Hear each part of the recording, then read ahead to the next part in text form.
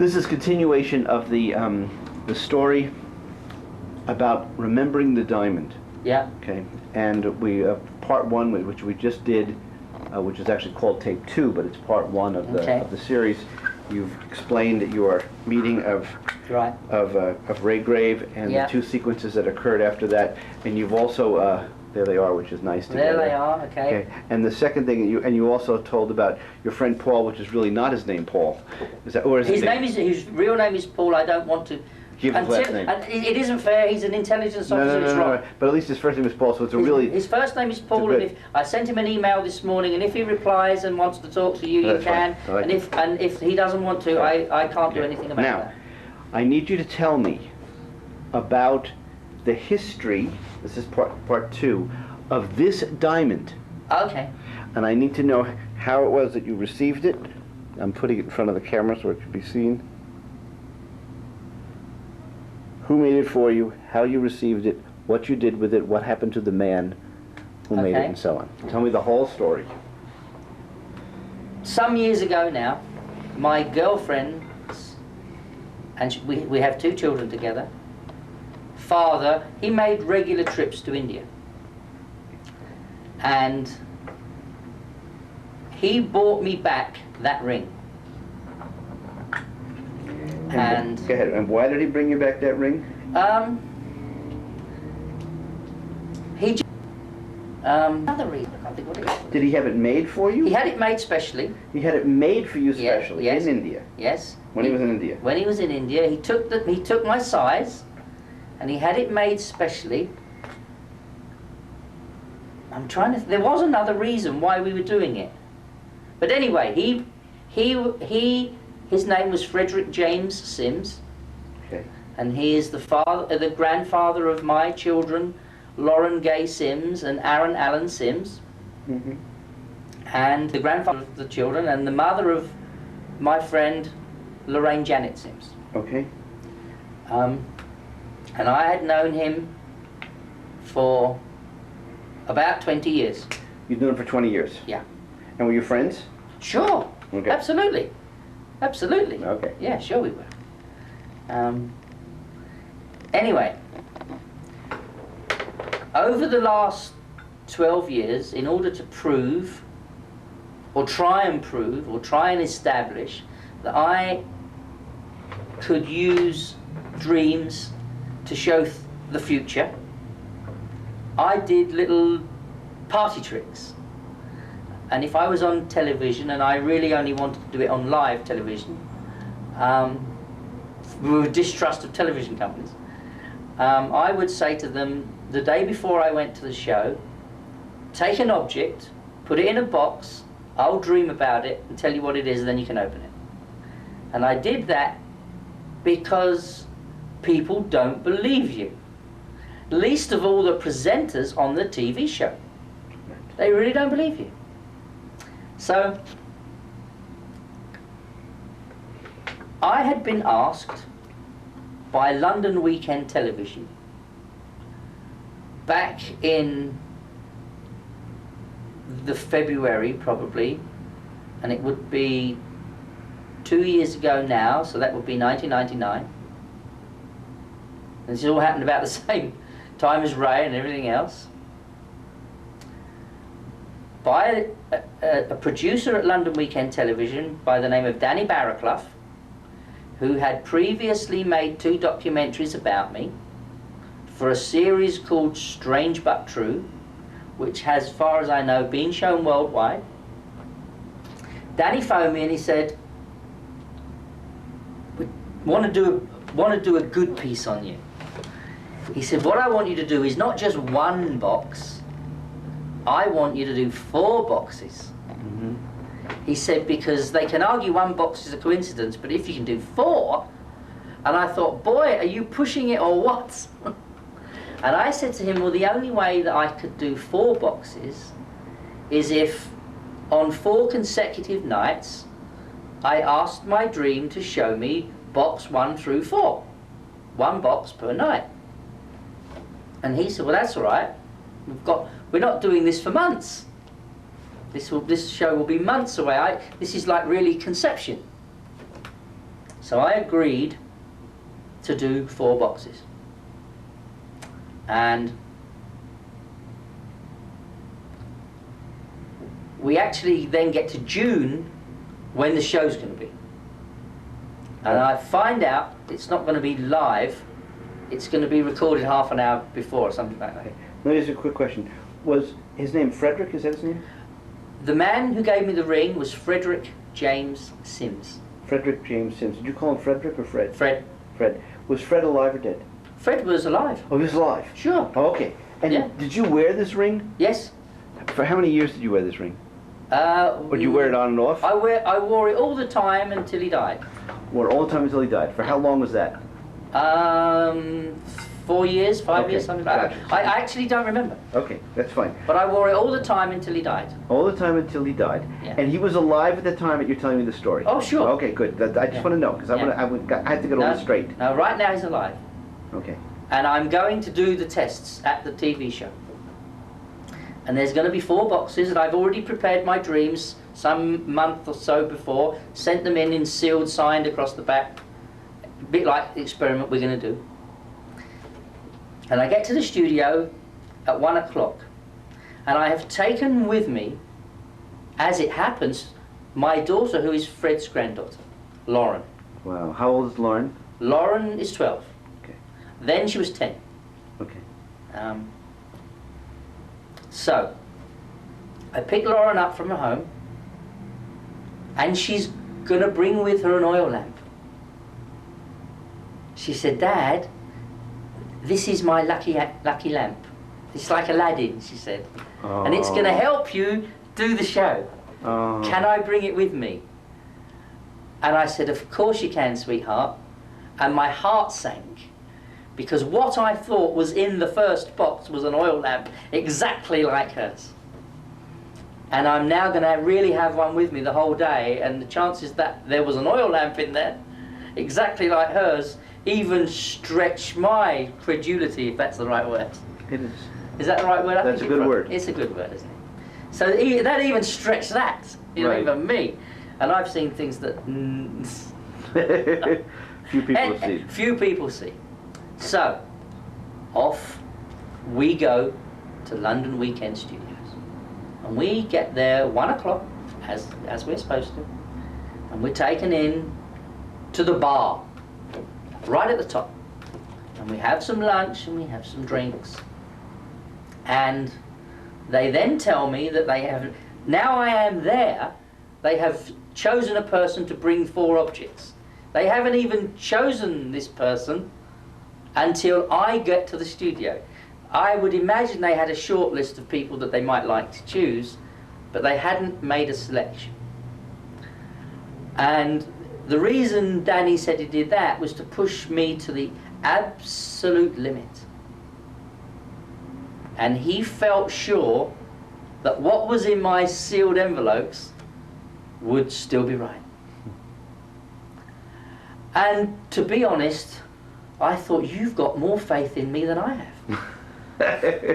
Because now I know that the boxes aren't already in existence and the person hasn't been even chosen, and there's going to be 4 of these things, that, well, we'll see. I'm in for a penny. I'm here Right. now. You know, can only look stupid, can't you? It's Exactly. it's not the end of the world.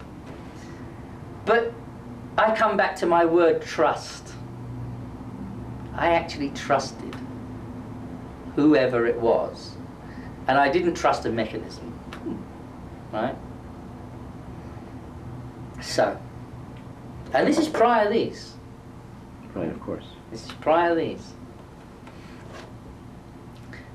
5 o'clock, they have brought somebody, which turned out to be a lady vicar from Westminster. There's a cathedral, I think, Westminster Cathedral. She was one of the lady vicars there.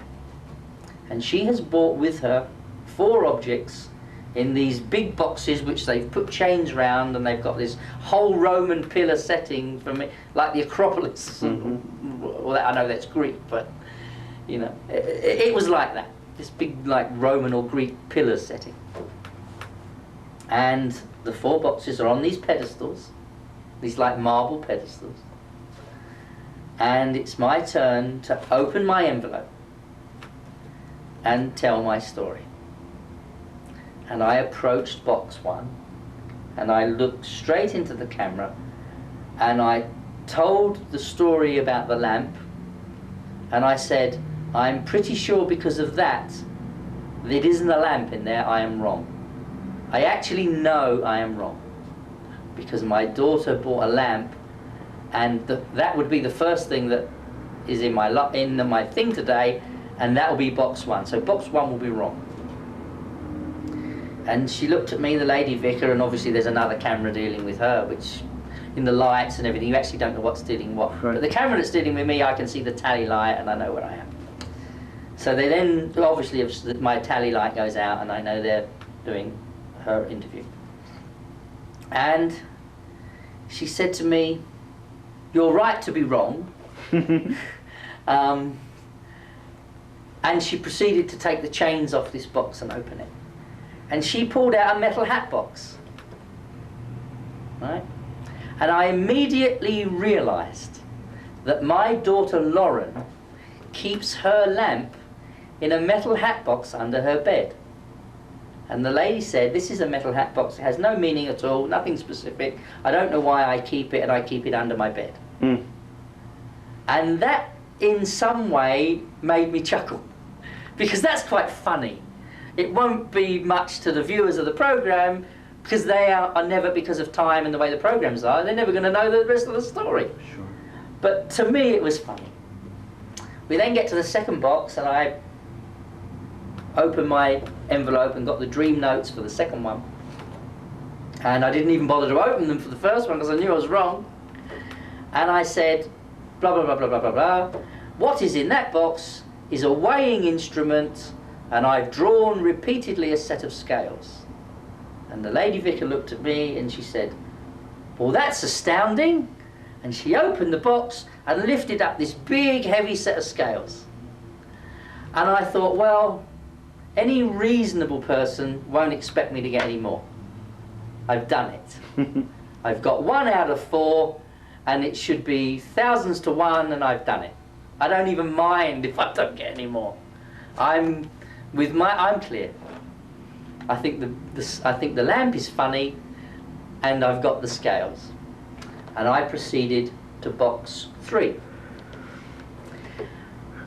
Box 3, I said, the first bit of the first dream, I was riding my motorcycle with the wind blowing through my shirt and through my hair, and anybody that's ridden a motorcycle will know that as you ride along you get patches of hot and cold.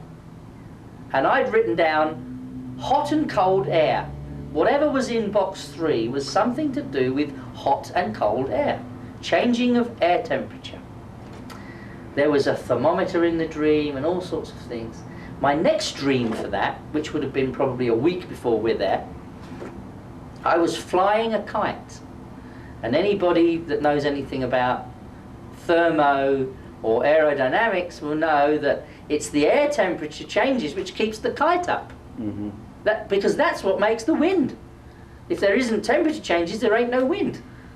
Right. So I thought, I'm absolutely sure that what's in box 3 is something to do with changing the temperature of air.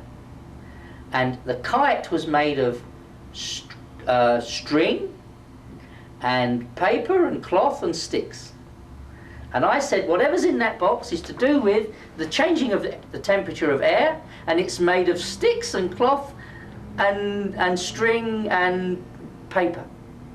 And the lady vicar looked at me and she said, she said, that's absolutely amazing, and took the chains off the box and pulled out a fan made of sticks and paper. And I thought, well, I don't need any more. I'm all right. I'm home and dry. I don't care what anybody says about this show. I've done enough. Mm-hmm. And we proceed to box 4. Box 4, I said, is interesting. I said, and I will tell you why. I said, for box 4, God spoke to me.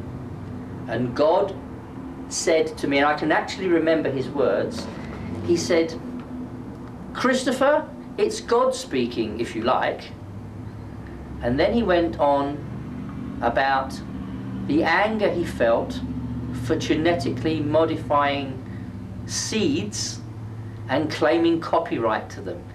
He felt that was absolutely awful, and he said, how dare they copyright my nature and make money out of my nature? And he was really angry. And the whole thing was to do with watering and cultivating GM crops. And I looked at the vicar and I said, I don't know what's in there. I said, but I'll read from my notes. So I read that paragraph verbatim, and at the bottom it said, and there was a last-minute change of mind. And the lady vicar looked at me and she said, Christopher, I'm not sure whether or not you spoke to the Lord or God. She said, but I did have a last-minute change of mind. As I was leaving the church with the boxes with the objects, I changed the object in box 4. She said, I had put in a flower pot, but I went back into the church and into the garden. She said, and it's an organic garden, and I bought this. And she then took the chains off the box and lifted out a watering can. Now I'll let whoever watches this tape be the judge of that experiment. And that hasn't aired yet? I think it probably did at one point. I haven't seen it. You haven't seen it, okay. But a lot of things get aired that I don't see because it's regionalised. And I understand. Were you wearing the ring at that? Yes. Okay. At that particular... At that time, yes. At that time. Now, how does this relate to the... Right. When we looked through the dreams after the show, because I'd got box number 1 wrong, Danny wanted to perhaps not air that, cancel all of that, and they were going to leave that segment out of the programme and put something else in, and he wanted me to get 4 out of 4. And I didn't feel that I would take part in that experiment again, because I was happy to get however many I got. Of course. At least 1 and 2 very close ones out of, I mean, the scales were scales, so that's 1. Yeah, the air. The air you can argue over, but any reasonable man or woman would understand what that was trying to say. Right. And as for the God bit, you make your judgment. Of course. But we were looking through the dreams, and he said, what does that mean? And I'd drawn the roof of my sort of father-in-law's house, Fred's house. And I'd drawn a man hanging there by the neck, and we had to call the fire brigade. Wait, which dream had this? The one with the... The one probably to do with... wasn't the God one. It was probably the one to do with the scales, probably. Right now I can't check, but I can. I mean, when I go home I can. Okay. But anyway, it was one of them. But there was... And what I found interesting, right, was that Fred worked for London Weekend Television, and I am in the studios, and I was extremely worried that he was worried and he was going to commit suicide. And I told Danny that's what I felt it meant. When was this? When did you tell him? When we were at the studio. Which was a Thursday. Right. Dan, did you realize this at the time you had the dream that you... Oh, sure. I was worried about him. Right along I was worried about him. Right along you were worried, okay. But he asked me what it meant. I wouldn't have told him otherwise. Gotcha. I wouldn't have gone into it. Gotcha. But actually sitting in the studios, I thought this is where... And of course, this is still alive. This is where Fred worked. He's retired, of course, but he worked there for 30 years or something. And I didn't find it a coincidence, and because of that, I actually felt that he was more likely to be worried and more likely to want to commit suicide. And I was desperately worried. Desperately worried. And when I got home, I spoke to his daughter, my girlfriend Lorraine, and the mother of my 2 children. And I said, is your dad all right? Yeah, of course he is. You know, Dad. And he was like me, bubbly, jolly, happy. He was just like me. He didn't believe in the psychic thing much, but he was a nice man and bubbly, and 68 he was. On the Friday, I was more worried, and I'd had dreams that I knew I'd had, but I couldn't remember them. And on the Saturday morning when I got up, I dreamt that he'd killed himself. Had you ever discussed this with him? No. Very difficult thing to do. I hadn't done that, but I was about to now. I am going to his house, right?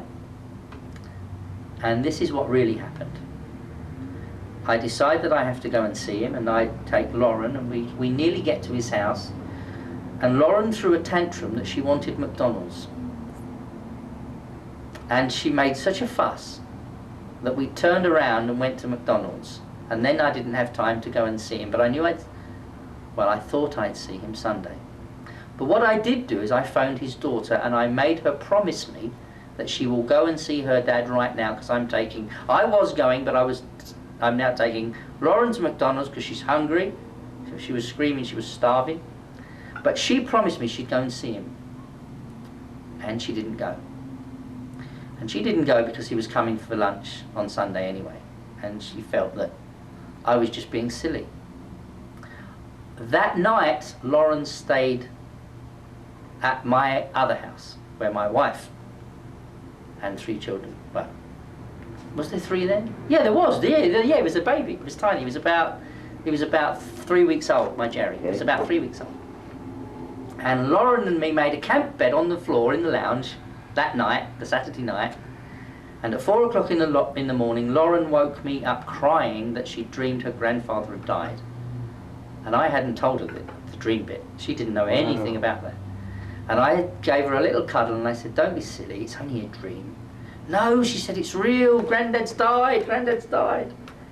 I didn't tell her that I felt that I dreamt it, and I didn't tell her what I had been thinking. And at about 8 o'clock, Lauren's a McDonald's freak. Off we go for hash browns and breakfast. And I get her mum some. And we go to her house, and her mum's still in bed, and we take it up to her. And her mum hasn't noticed that the phone's been ringing and that there are messages on the answer phone. And we sat there enjoying our breakfast. And then when she got up and went downstairs, she said, "Oh, someone's phoned, it must be Mum." We can tell who phoned, we can look through the numbers. Mum's phoned. She then plays the answer phone back, and she screamed, and she screamed, and she screamed, "It can't be true, it can't be true, I don't believe it, it can't be true." And she screamed for an hour, because the message on the answer phone was her father had hanged himself in the garage. Now, what he had said to me during the night, in my dream, was this. We were walking along a street in London, and he was holding the hand of his mother. And he smiled, and he looked at me, and he said to me, "Christopher, you're right. Now I'm Michael Caine." Now, I do not to this day know what he meant by that, but he was happy. He was happy. And there was huge family funeral, daughters come from Australia, and nobody wanted to hear at all that I knew it was going to happen. But Lauren really had a problem, because she said, "I'm a fat pig. If I hadn't wanted McDonald's, we would have gone to Granddad, it wouldn't have happened." And I still have to tell her that it would have happened anyway. And that's the story of the ring. You stopped wearing it after that? Yes. Why? I really don't know. I just took it off and put it in the safe and left it there. I don't know. Do you have any other diamond rings? No. your grandfather, no, you mean Fred died. Yeah. Lauren's grandfather. He's a father-in-law. Right, father-in-law, I understand. He died before Ray died. Yes, he died about the week that I had the dream about Ray. So he's died, and then I have the dream about Ray and the friend's friend dying. Okay. Fred died on the 28th of June, 1999. Right. Or the 29th, because it was a Sunday. Yeah. So whichever day it was. And then it was after that Paul asked you about yes. the proof. Yeah, because and we talked Nana about... came to you about the... Okay. And that was the grave within the grave. Yeah, yeah. Okay. We talked about Now, did you make a connection between Ray at the end of his life saying that you had been a diamond to him? I did when I went to diamond? Ray's funeral. Because he's buried in the plot next to Fred. What? Ray is buried in the plot next to Fred? Yes. You mean side by side? I mean... There and there. Right, so they're in the same area. Next to it, like that. What's the probability of that happening? Oh, 6 months later, zilch. But what they'd done is they'd had some problems with the ground, so they'd started burying there and then came back to burying here. So Ray and Fred are connected here? Well, they are now. They're corner to corner. Okay. And when I go there, I tend both graves. Now... I had never told you that before, had I? No, I'd forgotten until now. I'd not realised the significance. And... I realised it, obviously. And... Because I knew nobody in the cemetery until then. I didn't have a single person in there. And suddenly I've got Granddad. When you get back to England, I'm going to ask you to go and take a photograph. Oh, I have it. Of their grave sites? I think I've got them both. I've certainly got Ray's. Okay, it's okay. Wonderful. So I want both. Have you had any conversation since that initial time with Fred since he passed? Yes. Not much, though. Not as much as I'd like to have had. Did he leave a note? Nothing. The only person that knows why he did it was me. And do you know why? Yes, and he's asked me never to tell. Then I will never ask. If he changes his mind, I'm willing to yes, listen. and he might tell me to do that. And he might tell you. But he didn't. He certainly didn't want me to tell his family. I understand. Otherwise, if he wanted to tell his family, he'd have left the note.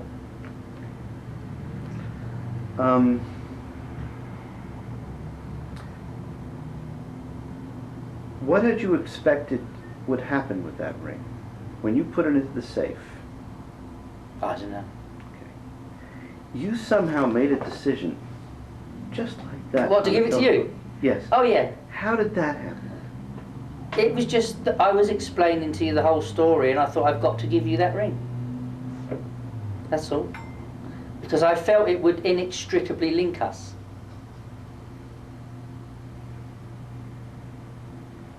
And had I told you my diamond story yet? No, you still haven't told me any story. No, I did tell you, you just don't remember. Okay, I don't remember it. Okay, good. That's fine, because I will repeat it for you. Yeah.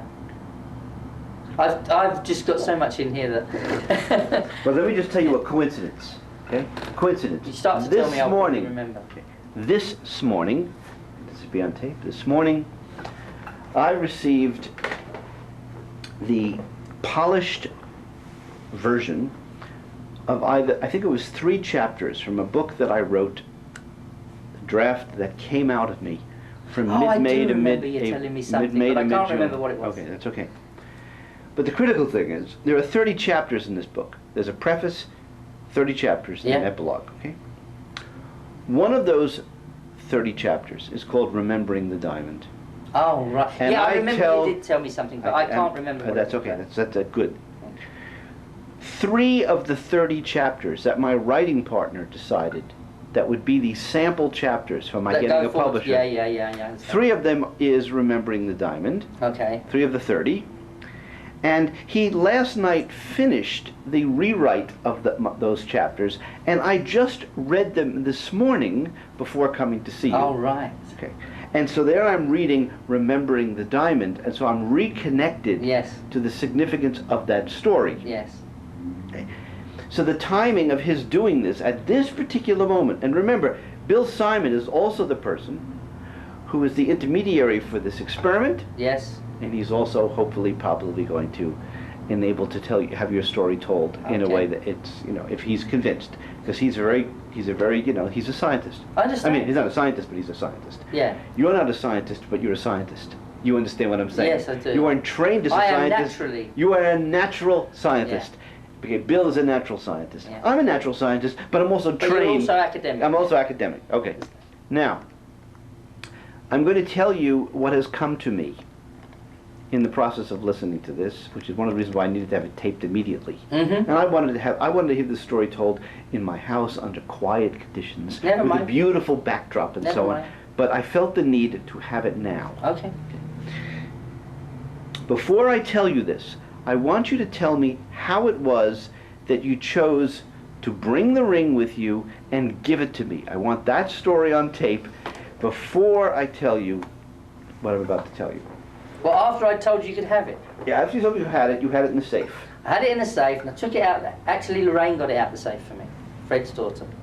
Did you ask her if I could have it? No, I just told her that I was going to do it. Because it isn't for her to be asked. I understand, just ask. But I did tell her that I was going to do it. Oh, you did tell her? Yeah, and I asked her if she'd get it out of the safe for me. Okay, perfect. So she knows. Yeah. Okay. I thought, shall I wear it again, or shall I put it in a box? And I thought, if I put it in a box, it will attract customer attention.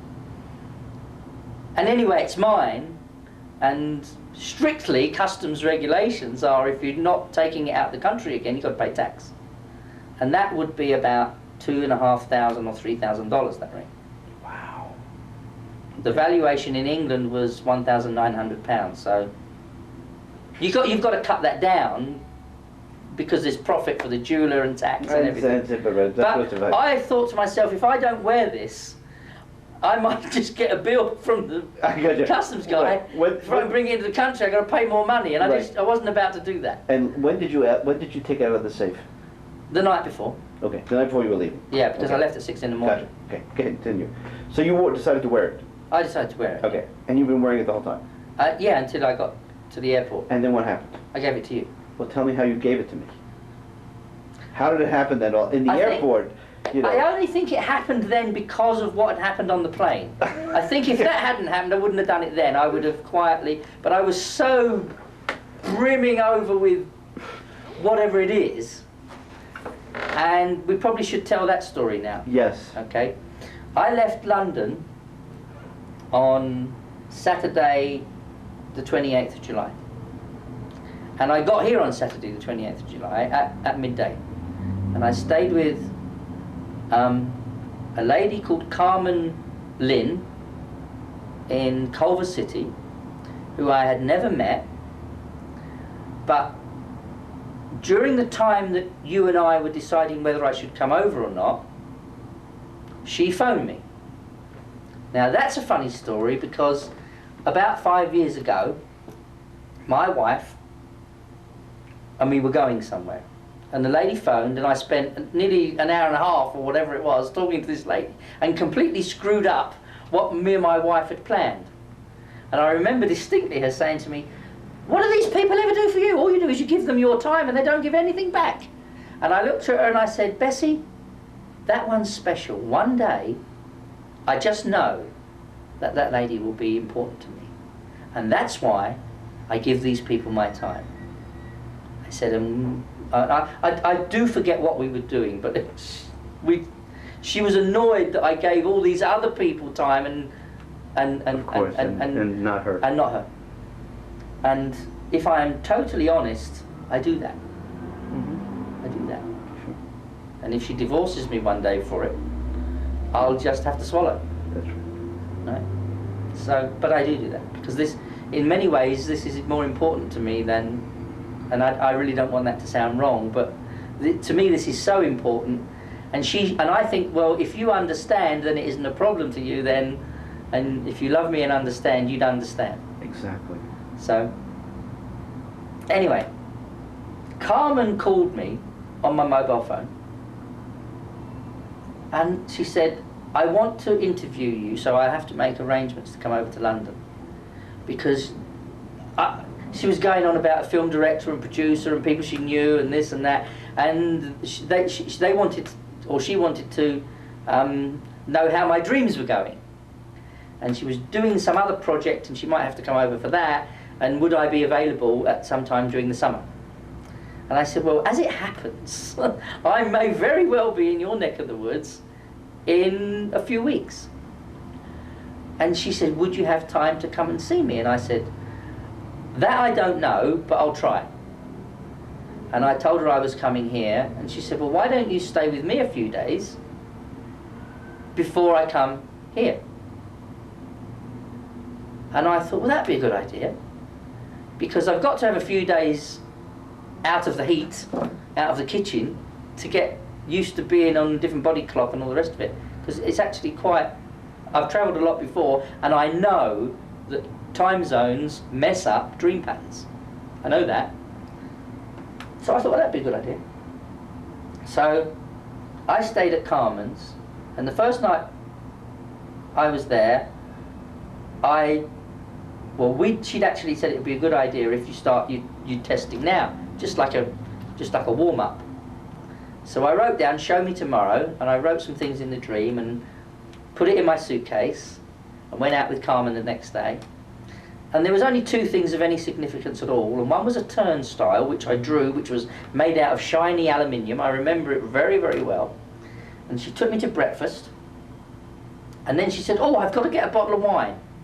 And that was an afterthought. And she walked across the car park, and I said, oh, well, I might as well come with you. And she'd already opened the doors of her car, and I was about to get in and wait in the car. And when we get to this supermarket, there's a turnstile. I suppose it counts people in. I don't know what it does. We don't have them in our supermarkets. Never seen it before. And I said, wow, I said, that's in my dream. You wait till we get home. And then when we got to the checkout, there's a man there with some LAPD veteran's hat. I can't remember what was written on it, but something was on his hat. And he said to us, are you guys from Australia? And I said, no, sir, I'm from London. In fact, Carmen's from London too. Originally, she's from London. So I said, no, no, sir, we're from London. And he said, are you something to do with law enforcement?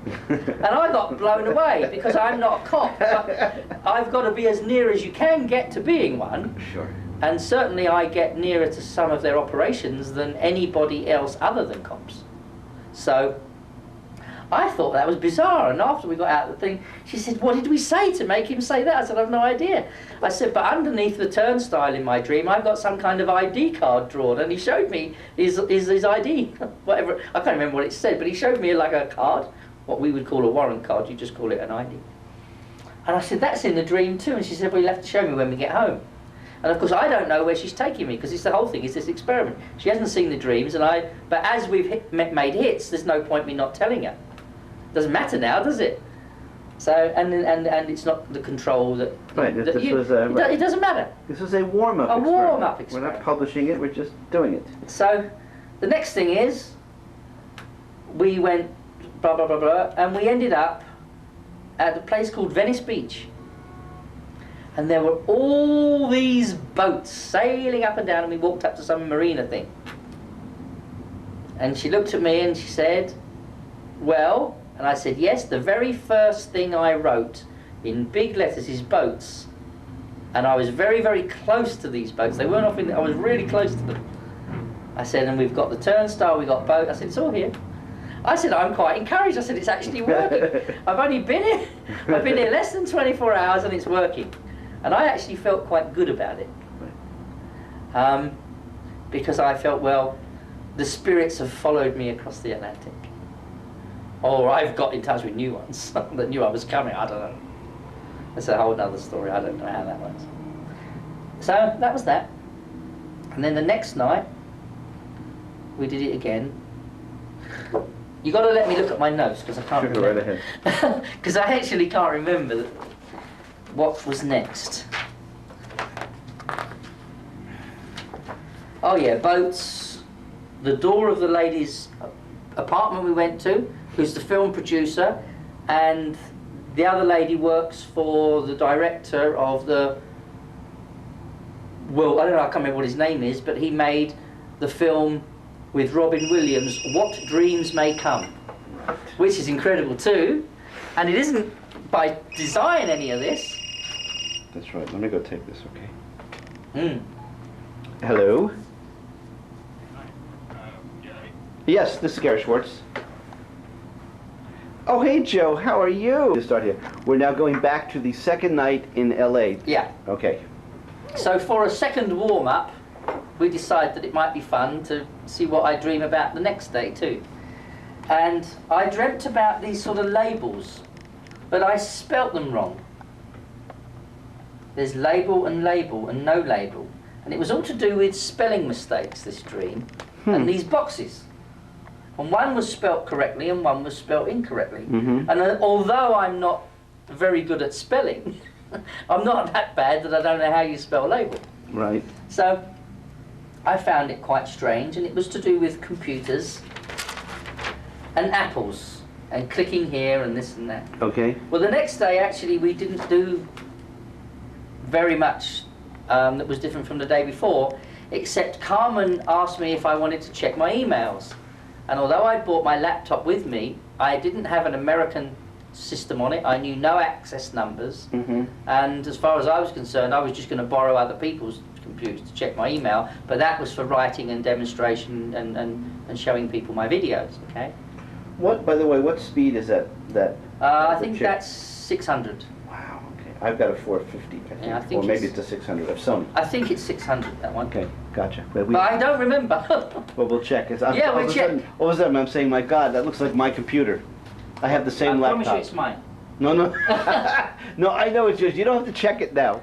You don't need to check it now. It doesn't say. Well, we'll find out later. Yeah. Okay, no problem. Let's go sit back here. Okay. I know it's got 128 megs of RAM in it because I put it in. Okay. Go ahead. But I think it's 600. Anyway. Pentium 3, I think. Okay. So anyway,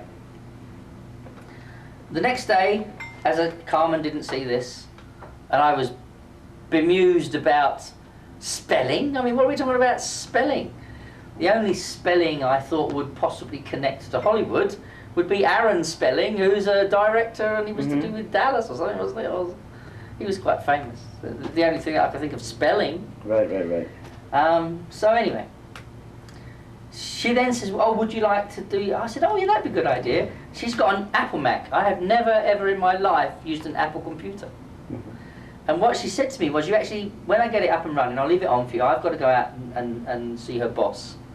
And her boss, incidentally, I don't know if I've said this before, but I'll say it now, is the director, or was the director, of the Robin Williams film, What Dreams May Come. And here you are. And here I am. We want to find out what and the dreams may come. room that I'm staying in her house has got a big picture on the wall, the poster of What Dreams May Come. Oh, wow. And I'm thinking, I am meant to be here. And if I get on that plane and go home skint and decimated, so be it. But so many things were conspiring together to bring me here that I actually felt reasonably confident that something good will come of this trip. I was meant to come. And I believe that. So anyway, when I get on the computer, she shows me how to get on and do all the things because I don't know how to work it. And I start to answer my emails, and it rejects them. And I've written it in one box, and another box comes up on the screen saying that I've got to do some spell checking. And I'm thinking, don't be silly, I know how to spell colour and turnstile. But you spell it different here. Her computer's got an American English dictionary, and it was rejecting all my email spelling. That's funny. We spell colour C-O-L-O-U-R. So if you write that in an email to me from your computer, it will reject it. Your spell checker will say, right. What's the U for? I don't even spell check my emails because I don't even take time for that. Well, she does. Gotcha. So there I don't think mine does either. I think mine just sends them mistakes and all. But her one spell checks the emails. I don't actually think mine doesn't do it either. Whatever I write goes. But her one spell checked them. And there we are with this situation with 2 boxes on the screen, all to do with how you spell things. And I thought, wow. That's funny. That's funny too. It really is funny. This is quite funny.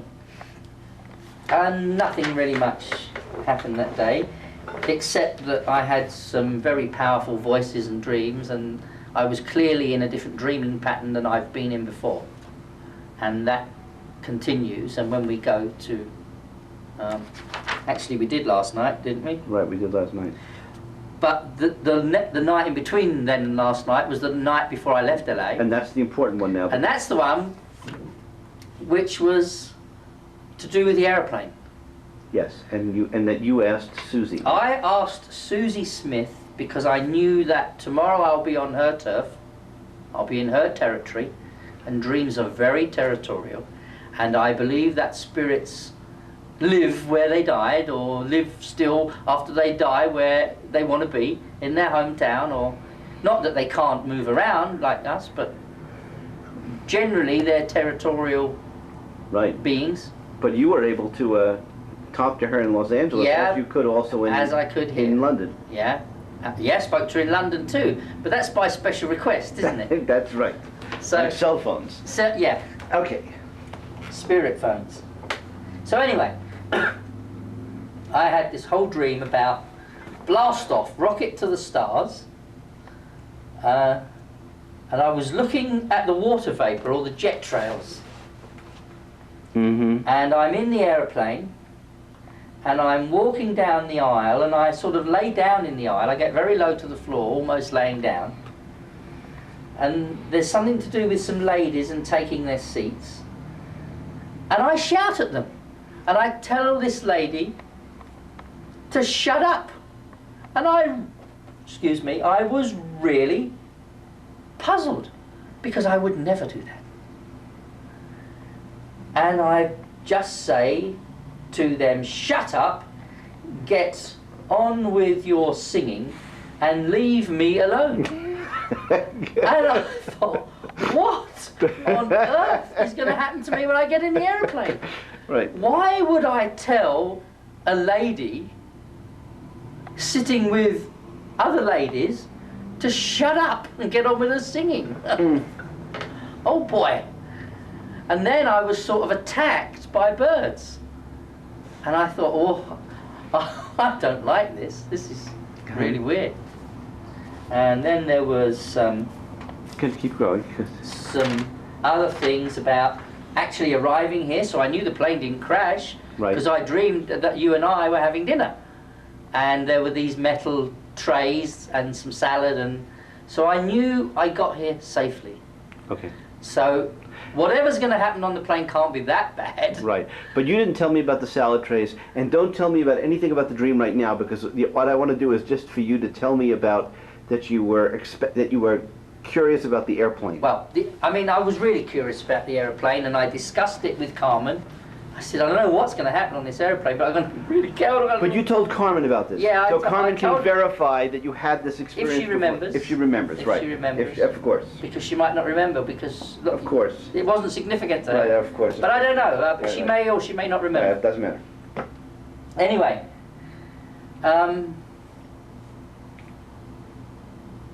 I'm sitting at the gate waiting to board the shuttle plane to here. And just before we boarded, you can safely presume that most of the passengers are at the gate. Right. And I looked around to see who on earth I was going to have a fight with. And I honestly can tell you, I was talking to one lady who was coming back to Tucson after 8 years, and she was bringing her boys, and her father hadn't seen the boys for however long it was, and he didn't know it was a surprise, only her mum knew. And I thought, well, it won't be you. And to be honest, I've flown all over the world, and I've never had an argument with anybody on an airplane. Never mind a lady. And then we're called zone by zone to go into the plane, and I was zone 6, so that was sort of pretty towards the back. And as I'm walking down the plane, just in front of me, to my left, there are 2 young girls sitting, one in the window seat, which would be F, one in E, Next to them was this rather plump Hispanic woman shouting at these girls in Spanish, and the girl sitting in the window seat, she was actually wrenching her arm. And I was horrified. And for one moment, I forgot all about anything, and I forgot about the dream, and I just went up to this woman, and I said, "Excuse me, madam, what on earth do you think you're doing?" And she was babbling on in either Spanish or Portuguese, because I'm not very good at telling which. And she was pulling this girl, and then she showed me her seat allocator, the little bit that's left from your boarding pass with your seat number on it. And she's going, and she's tugging at this girl, going, And I said, "No, madam, D, you are in D. D is the aisle seat. The girl is in the right seat." And she still, and then she gave up. She realized I wasn't going away. And this little girl said, "Thank you, sir." And I took my seat, which was 12C, which was just immediately behind on the other. She was 11? The girl was about 11 or 12. She was a non-developed school child. Right, but the seat row was 11. Yeah, the seat row she was in 11F. 11F, okay. Yeah, she was in 11F. And her friend, there were no parents there, because if there had been, they'd have been in there too. I mean, of course. There's no way if your daughter's getting this, that, you know. Right. So they were obviously travelling unaccompanied. Right. And there were no cabin crew at the moment, but one of the attendants did come up to me and said, "Is there a problem here, sir?" And I said, "No, I'm just doing your job." Oh, he said, "Oh, that's all right." And I sat down. Then the people next to me, as we got into the flight, said that they're sort of really nice to do that, because they couldn't see where they are. They couldn't really see what was going on. And I explained to them, you know, what it was all about. And then we got chatting, and he's a school teacher from Tucson, and I told him that it was all written on my notes about the aisle and the seats. I mean, I've even drawn the seats and the, you know. Right. And telling this woman to shut up, and he said, and that was in your suitcase? And this in the hold. In the hold. In the hold. Right. And I said, "If you'd like me to prove this to you," I said, "when we get off the plane, you can come with me to pick up my luggage, and I'll open the luggage and I'll let you read it." I said, "Because even Houdini can't get down there right now and change what's written in the book." And he agreed, and then we got off the plane, and you know the rest. Yes, but I want to make sure that we've got it there. But what happened? You got off the plane, and how did you know it was me? Okay, you're standing there with my book. And what had happened is, as we came into land, we had to abort a landing. And they got very worried, and people started crossing themselves, and we were really having a hard time. And he said to me, "You're the damn psychic, are we going to be all right?" Right. And then they said they might have to divert to Albuquerque. Mm-hmm. And I said, "We don't have to do that." I said, "How far is Albuquerque back to Tucson?" He said, "Well, by the time they bust you back, you ain't going to get back there till late tonight, perhaps." And I said, "No, that's not what happens." I said, "Because I go to dinner with my friend, and I go to bed, or he goes to bed at 8 o'clock. So I know that we get there in a minute." I said, "Don't you worry." You actually told them that I was going to be going to... Yeah, I told him that there was this thing. I said, either he or I go to bed at 8 o'clock. Oh my God. Because it's written in there. Oh my God. And I offered to show it to him all. I mean, actually, we didn't do that. Right, but I didn't know about the 8 o'clock thing. Yeah, I told him. But by later in the day, I'd forgotten about it. But I didn't know. It's very important. Yeah. And I didn't know about the salad thing until late. No, I didn't tell you about that either. Right. I didn't tell you about that until you all suggested you told me going about to dinner. was... But so you meet me because I didn't see... I mean, be fair to me, you could have sent Sabrina to meet me. Right. Because I didn't know you were going to meet me. I knew it would have been one of you. Well, yeah, actually, that's one thing you didn't remember. I told him that I told you that I would meet you. No, I think you said one of us would meet you. I don't remember. Don't worry, it doesn't matter. I think my email says either Sabrina or I will meet you at the airport. The email probably says that. Yeah. That's probably well, anyway, true. It doesn't we won't matter. argue but about I was there because I didn't know how to recognize you for sure, right. Well, even though I had seen you on the... Yeah. I didn't know whether you were tall or short, Yeah. and so I took the copy of your book. Well, anyway, that was... Right, and what happened to the book? I gave it to the school teacher. You gave my book. Yeah. Well, I asked you had I signed it to you yet, and I hadn't, because Right. I posted it only to the university. Sure. So I hadn't signed it to you, so I said, can we give it to him? And I said, certainly. Because he is part of our story. Right. Because if I write a book about this, which I'm already writing, right. he's in it. Exactly. And he didn't mind being in it, and we took his picture, and he doesn't mind. So exactly. And he's going to email me, and I gave him my email, and I think he was tickled pink. And I took pictures. Yes, and so did I. Now, so somehow, as a result, you actually got them loaded now. Oh yeah, I loaded them last night. This is so fantastic. Oh, why am I using that mouse? I've got a problem. I do the same thing. I always bring a mouse. Oh, sure, you have to. Now that's out the window. I emailed that to the kids. Oh, that's nice. There you go. Bob and Betty.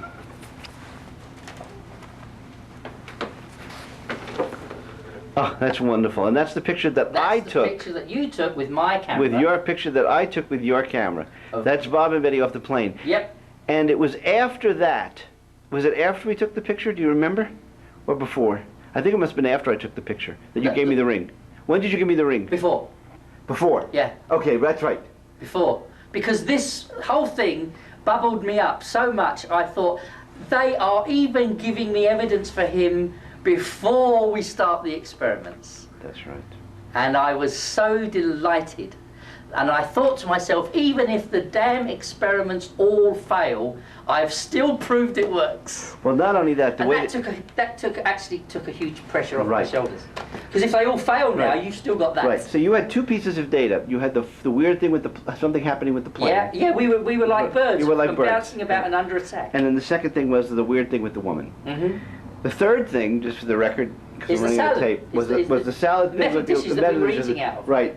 And I said, don't be silly, but don't tell me anything more about the dream because I don't want to know about it. And then I took you to a restaurant and you asked me to order for you. Yes, I didn't And I ordered even my order. favorite dish, never thinking I'm sure that it was delivered in these silver the aluminum. trays. Right, exactly. Yeah. But the last thing was I started getting unexplainably exhausted at around a quarter of the 7. At 8 o'clock. And I said that I have to take you home. I didn't have the strength to drive you there and do so on and so forth. And you knew at the time that I was saying this that this was consistent. I knew you were going to go to bed. Right. And at 7:58 approximately, yeah, I was signing the info thing about what I was asking you to do about Chandra Levy. I was doing that at 7:58. And then you showed me at the very beginning, the 8 o'clock thing. Okay. If it's at that point, okay, now let me tell you, we're running out of tape, but I want to at least get this thing down on this. Yeah, no, I got tapes too, but I want to get it at the end of this tape. Oh, okay. I will later, for the record, tell you about the diamond on my end. Yes. Okay. And the significance of this ring, which I am now wearing, and will wear forever. And I hope you will forever. No, I will wear forever. Yeah. No, forever. Yeah. This is a forever ring. Yeah. And I will also tell you later about the ring that you are now wearing that I gave you. You don't have to go close. Just keep your hand still. Let me just get it focused here. Yes. That ring is very meaningful, and I will tell it to you later, but I'll have to wait until the experiment is over. Okay, fine. Okay. But at least you'll have this ring. But let me just tell you what came to me as I started hearing the Remembering the Diamond story. Mm-hmm. Yesterday in class, when you shared that diamond image, that message, was the single best evidence that you could come up with for the idea of survival of consciousness after death. And you don't know this, but I am just about to begin a huge hospice study where we could develop pacts with people who were readying to die. Yes. We could do this, and we could do this in honor of Ray Graves. Fine. We could do this in honor of Ray Graves. Right. He'd like that. Because the diamond ring is in part related to this, but it also relates to Fred. Yes. Okay, to Frederick. What came to me was, and this is something that I would love to do. Oh, you're still filming Yeah, me, I'm still aren't you? filming. I would do this. Why?